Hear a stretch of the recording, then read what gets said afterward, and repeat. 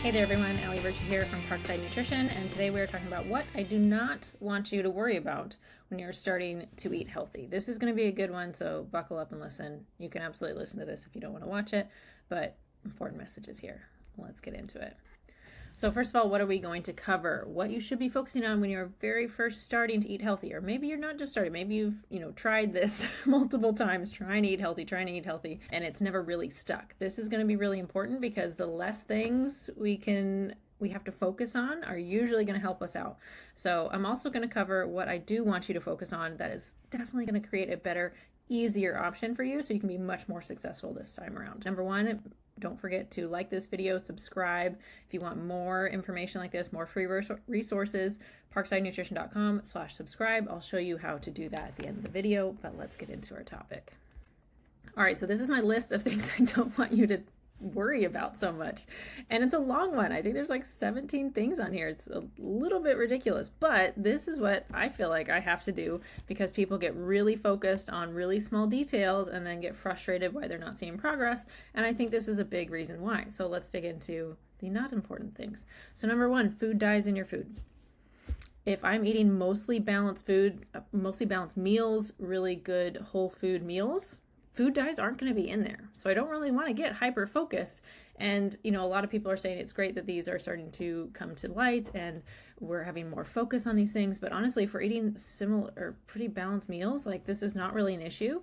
And if you do on a very, occasional basis, enjoy a nostalgic cereal from your childhood that has food dyes, I don't think the food dyes are going to be the reason you don't feel that great. If you're eating really well for a long time and then you have a food like this or a meal like this, you might start to notice that you don't feel good eating that type of food. Congratulations. But it's probably not because of the food dyes. It's probably because it was a high carb, high sugar meal that spiked your blood sugar and then crashed and you don't feel so good.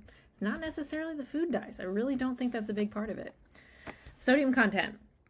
Again, if we're eating really whole natural food, it's not really high in sodium. If you're salt sensitive, like I love sushi and I notice it's definitely like my hands and joints will be a little bit swollen the next day. So I don't have that all the time, but I don't worry about that too much because the majority of my meals are pretty well balanced: proteins, vegetables, fruits, whole grains, things like that. I don't really have to worry about the sodium content. I'm also going to be having more potassium, which helps balance. Those two balance each other out. So if I'm having more green leafy vegetables, sodium is less of an issue. If you're salt sensitive, if you have high blood pressure, maybe you should be watching this, learning, reading from labels, etc. But it's not a big player. Preservatives, again, same thing, very small details. We have more preserved food. Food lasts longer. We need preservatives to preserve our food. They are a very good thing. It's the reason we don't have as much food poisoning. It's the reason our food lasts longer. I don't think these are, again, a huge deal. If you find that you are sensitive to some of them, then by all means, look out for those. But again, if we're eating mostly whole foods, not a big issue. Buying only organic food. If you have the budget for this, fantastic, and you want to do that. But again, so many people I feel like can benefit from more protein, more vegetables, more exercise, walking, sleeping, etc., than necessarily spending a lot of money on buying only organic food. Now, if you've done a lot of the basics and you feel like I should still, I'm putting a lot of effort into this, I'm doing a lot of things, I'm being really consistent, and Allie, I feel like I should feel better, then absolutely, let's look at that. Let's look at your diet, see what we can swap out, see where we can prioritize buying a higher quality version of certain foods. Then that can be a great option. But initially starting out, this is not where I want all of our dollars to go. Buying from healthy or expensive health food stores. It's not necessary. You can go to Walmart, grocery outlet, ones that are much more budget conscious and make huge strides in your health without having to spend a lot of excess money. If there's a couple products that you like that are only sold at these specific stores, by all means, but this is not probably where you should be getting the bulk of your vegetables, the bulk of your proteins even. It really is not necessary, I think, for 90+% of people trying to improve their health.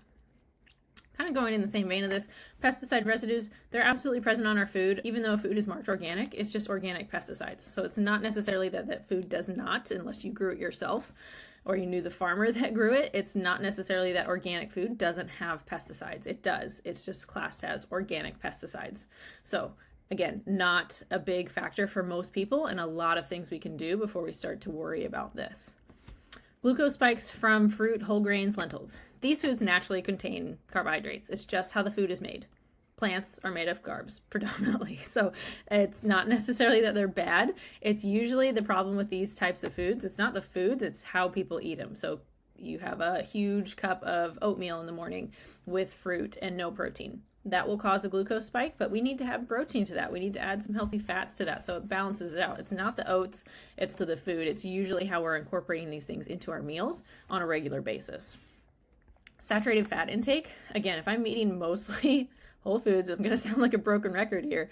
Protein, vegetables, high fiber foods. This is usually not that much of an issue. People that are over consuming on saturated fat are probably eating a lot of fast food, a lot of fried food, things like that, and not enough vegetables, not enough fiber. They're not exercising enough, etc. That picture is what's the problem, not necessarily their saturated fat intake is high. If we're eating balanced meals, this is probably going to be just fine. It's going to be in a reasonable proportion. Calorie counting. It's important for weight loss goals. I will say that. And if you have no idea what food is made of, if you have no idea, how much calories are in certain types of food, this can be really educational, but I don't think that should be the same or the predominant focus. Calories aren't an indication of how healthy a food is. It's just a measurement of energy.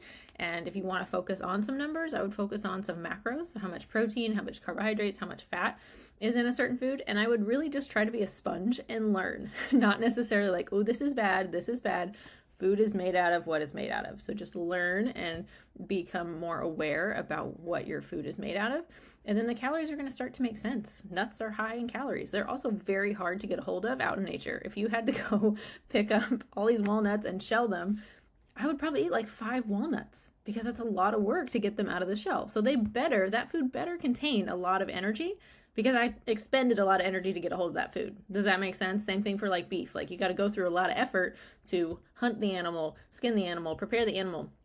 Those foods better be nutrient dense. They better have a good amount of calories. Otherwise, it makes sense to eat it, right? When we think of the natural food chain. So start to kind of think about things, not necessarily like this is bad, this is good. There's usually a lot more context with things, and that's what I'm trying to do here is to provide that context.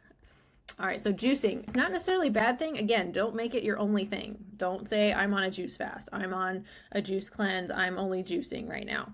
I think it can be absolutely delicious. I enjoy some juices, and when you make them fresh at home, so tasty, so tasty. But juicing often removes a lot of the fiber, which helps balance our blood sugar. So it prevents that blood sugar spike if we're eating just juice. And so we need that fiber. Also, our gut bacteria really likes the fiber that comes with all of those plants. So we are missing out on some of that nutrition by only taking the juice from that food. So if you enjoy it, by all means incorporate it, but don't make this your entire identity here. Same thing with fasting. Fasting can be very beneficial, but don't make it your entire identity around nutrition. Fasting is great while we're sleeping. We incorporate it naturally, hopefully. I see most people benefit from this if they are snacking constantly, if they're eating after dinner. And this creates a very clear-cut routine for people. I'm either eating or I'm not. And if they're not eating, like they don't have to think about, what snacks, what meal, they're just not eating. It's very simple. So that can be the benefit of fasting. But if you are going to incorporate some fasting into your lifestyle, dietary routine, whatever you want to call it, then I would recommend bringing dinner up earlier. So if you're someone who's eating 7 o'clock or later, try to bring dinner up earlier and having a longer period between dinner time and going to bed. Because one, that usually helps people get to bed sooner. Because if I have dinner at 5 o'clock and I'm not going to bed till 10 o'clock, 11 o'clock later, I'm going to get hungry again. So that naturally kind of brings up bedtime, which gives people hopefully more sleep, more rest, better energy, less reliance on food and snacking and things like that. And they naturally tend to eat less. They improve their digestion because they're not constantly eating all the time. Their gut gets a break. And then this usually forces people to have a breakfast by bringing dinner up, shifting it that way. I like that much better because we're usually more active during the day. So I'd much rather fuel our activity, fuel our brains during the day than having a really big meal because I haven't eaten all day. And that's my narrow fasting window, like 12 to 6. Some people do it. I would much rather, especially women, much rather us have a good amount of fuel going in, breakfast, lunch, early dinner, or afternoon snack, if you do want to incorporate some longer fasting. You can also do this occasionally. So maybe once a month or one day a week, you have a longer fast, or you sleep in on the weekends and you happen to fast longer over the weekends and have like 2 meals. That's kind of I think, more natural and sustainable way to do that. But again, I want more nutrition going in. I don't want to necessarily starve people out of good nutrition. So a couple points on there as far as fasting. Full fat dairy. So there's a lot of low fat dairy products which are very helpful for creating a calorie deficit, but there is a lot of nutrition and benefits from full fat dairy. It's just whether that fits in with your particular goals at that moment. So this one's very much individual to the person. If you have fertility goals, if you have hormone balancing goals, just overall health, I would recommend full fat dairy. If you are trying to very much focus on weight loss and you're still trying to figure out how to create that calorie deficit, then fat-free dairy can be really helpful. But again, it's meant to have fat in it. It's meant to have protein, fats, carbs, etc. It's a very balanced food. So it is supposed to have that. So don't necessarily be overly concerned that it has too much fat. Usually we can look at other areas of the diet of like, where can we balance things out so we can incorporate that higher fat or higher calorie food somewhere else. Maybe there's some extra carbs or, other fat sources that we can look at in the overall picture of your diet. So this fits in really well. Plus this tastes really good. Full fat dairy with like cream on top, yogurt. Oh, delicious. Eating butter, same thing. Grass-fed butter, super nutritious. Is it easy to increase your calories? Yes, it's a fat source. It's high in calories. That's just how it is. But it doesn't mean that this can't fit in really well. This one I really like to use, especially if people are having a hard time incorporating vegetables. And they're like, Allie, I just don't like vegetables. I'm like, well, do you like butter and salt? And I'm like, well, duh, yeah. Put salt and butter on your vegetables. It's great. This is a nutrient-dense food. Salt is very valuable in the diet, especially, again, if we're eating more vegetables. I'm not worried as much about the salt content.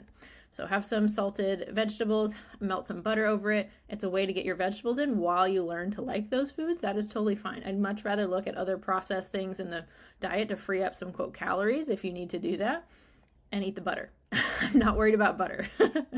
Raw milk. It's not a magic pill. It's not going to fix things overnight. And I don't think it's worth the risk as far as, consuming bacteria that can be pathogenic. I don't think it's worth it, to be honest. Colostrum supplements. These can be very expensive. And again, I don't think they're a magic bullet. If you're doing all these other things really well, then maybe we can look at some targeted supplements. But again, not magic.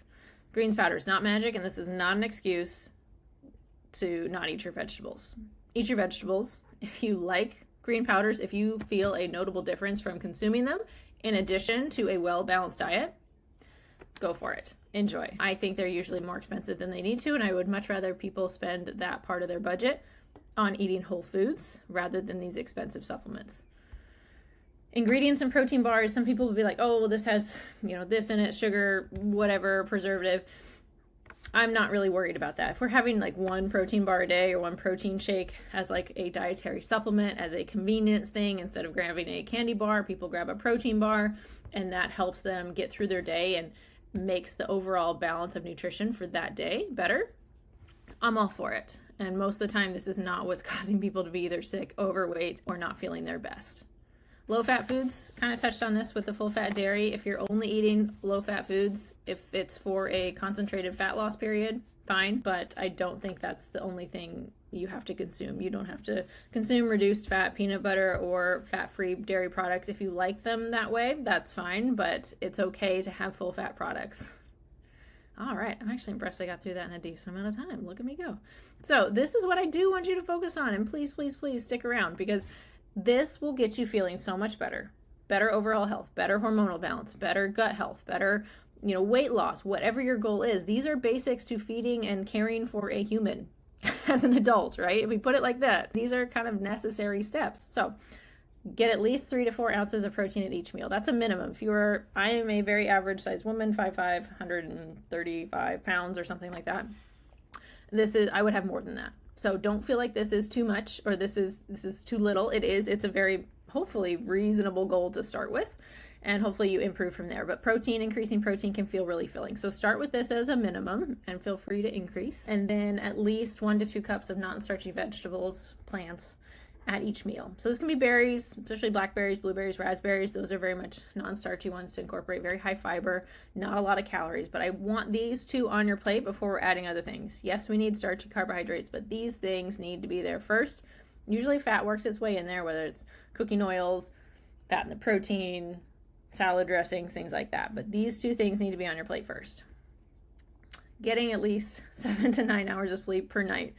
This is where you can really hack the system as far as improving your nutrition. If you get good sleep, food gets easier. I promise. You're less snacky, you're more rested, you are better, more resilient to handling stress, which usually if we're really stressed out, we'll lean on food a little bit more. If we're not as stressed out, if we're well rested, food becomes easier. Walking outside every day, get some sunlight to the eyeballs, to your skin, get some fresh air. This is really important again for stress management, which makes the food easier. Plus, you get some active steps and things like that. Practice not overeating. It's hard. It's really difficult. Even if you're overeating on broccoli, still work on not overeating. This is a crucial skill that people need to work on and practice. Strength training 3 times per week would be wonderful because this builds your muscle mass. This is eating enough protein plus training. That's going to build more muscle mass on your frame, which is going to improve your metabolism over time. So you won't feel like if weight management is a struggle for you, it won't be as hard to maintain that muscular physique later down the line if we take the time to build the muscle now. Never a bad time to build muscle. So do these things extremely consistently, extremely consistency. It's hard to do that. And a lot of people don't always realize how inconsistent they are at these things. So to help with that, I got a tool for you. Habit Tracker. So this is my super sophisticated way to help you move toward your goals. This is free. This is free to download. You can make your own version, etc. This is what I use with clients. Highly recommend this stuff. Very simple, but simple works. Simple is what people can stick to traditionally. So to help you out, use this habit tracker. I'll show you how to download it in a second. Go to parksidenutrition.com, get on the email list, and you'll have instant access to the subscriber library. But you can circle the month up here. So whatever month it is, just circle that and then chip away these habits. Log your food. If you want to, you can log your food. Basically, usually I put a food-based goal up here first. So instead of logging your food, if you're not ready for that, then you can put up here protein at each meal and then check the box. You can have 3 checks in this box if you have 3 protein servings per day. That's fantastic. Or you can put 1 to 2 cups of vegetables. So put your nutrition points up here and start checking the box every time you do them. The more you do it, that's what builds the habit, not necessarily, 21 days of a good habit. If you can do that habit 3 times a day, you're going to have it pretty down pat before 21 days. Drinking water, going for a 15-minute walk, exercise 30 minutes, 7 hours or more of sleep. Start checking these things off. You can also put down like maybe a certain bedtime that you want to stick to, or reading before bed. If you want to add other habits, don't add too many, but if you want to, you can add other habits that make these other habits easier. Usually reading before bed or no screens an hour before bed helps get to bed on time and helps sleep quality. So make sure you download this, get to work on it. I will show you how to do that, but go to parksidenutrition.com/subscribe and you will come to this screen here. Let me just show you actually. So you go to parksidenutrition.com. This is what it's going to look like. Hit subscribe to the email list. You're going to enter your information here, hit submit, and then it will take you to this library. So it has a ton of resources that have been on the Friday emails in the past.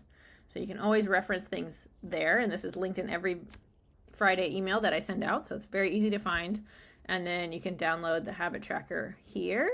So this is a better example of that. Log food, mindful eating, those other dietary habits as well. Or you can make your own with a blank one. So lots of other resources and videos to help you with this, meal plans, so many things. So make sure that you like this video, subscribe on YouTube, subscribe on parksidenutrition.com. And if you have any questions or you want to submit a topic for one of these Free Shit Friday emails, simply email me, let me know, and I look forward to seeing you on the email list.